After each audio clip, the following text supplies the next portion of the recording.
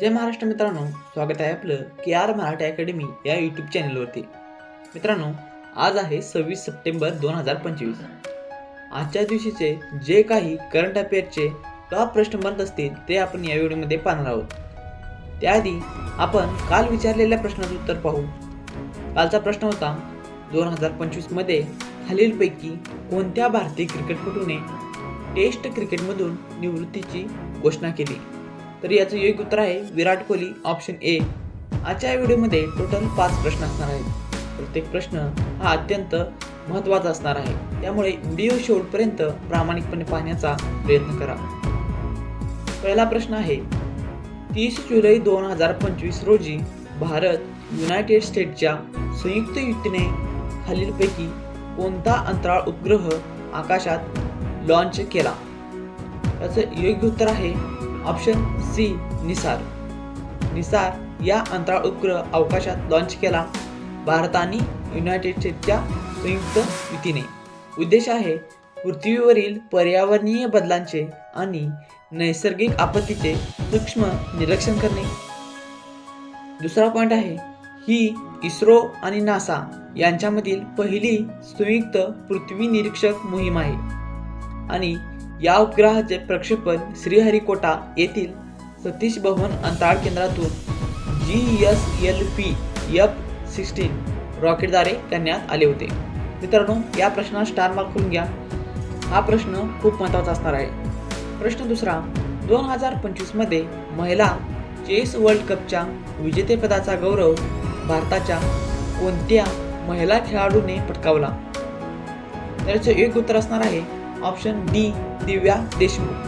2025 मध्ये झालेली ही स्पर्धा बटुमी, जॉर्जिया येथे स्पर्धा आयोजित केली होती आणि हा विजय मिळवणारी दिव्या देशमुख ही पहिली भारतीय महिला असणार आहे।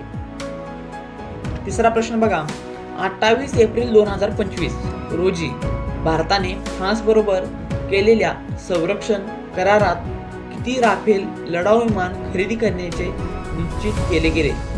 तर ऑप्शन बी, 26 विमाने हे आपलं योग्य उत्तर असणार आहे। भारत आणि फ्रान्स सरकारने भारतीय नौदलासाठी 26 राफेल विमाने खरेदी केली, त्यामध्ये 22 एक आसनी आणि 4 2 आसनी असणार आहे। प्रश्न चौथा आहे, 30 एप्रिल 2025 रोजी केंद्र सरकारने कोणती नवीन जनगणना आयोजित करण्याची घोषणा केली? तर ऑप्शन डी, जातीय जनगणना हे आपलं योग्य उत्तर असणार आहे।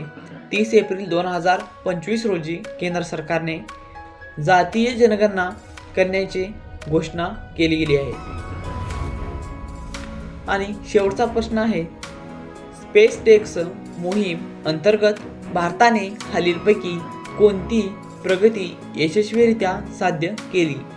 तर ऑप्शन बी, 2 लहान उपग्रहांची अंतराळातील डॉकिंग म्हणजेच जोडणी हे आपलं योग्य उत्तर असणार आहे। स्पेस डेक्स मोहिमेअंतर्गत भारताने 2 लहान उपग्रहांची अंतराळातील डॉकिंग ही प्रगती यशस्वीरित्या साध्य केली गेली आहे। तुमच्यासाठीचा आजचा खास प्रश्न आहे, केंद्र सरकारने सादर केलेल्या अर्थसंकल्प 2025-26 ची अधिकृत थीम काय होती? या प्रश्नाचं उत्तर मला तुम्ही कमेंट बॉक्समध्ये सांगायचं आहे। उत्तर चुकीचे येऊ दे अथवा बरोबर येऊ दे, तुम्ही उत्तर देण्याचा प्रयत्न करा। दिलेले उत्तर चुकीचं आहे की बरोबर हे तुम्हाला उद्याच्या व्हिडिओमध्ये येऊन पाहायचं आहे।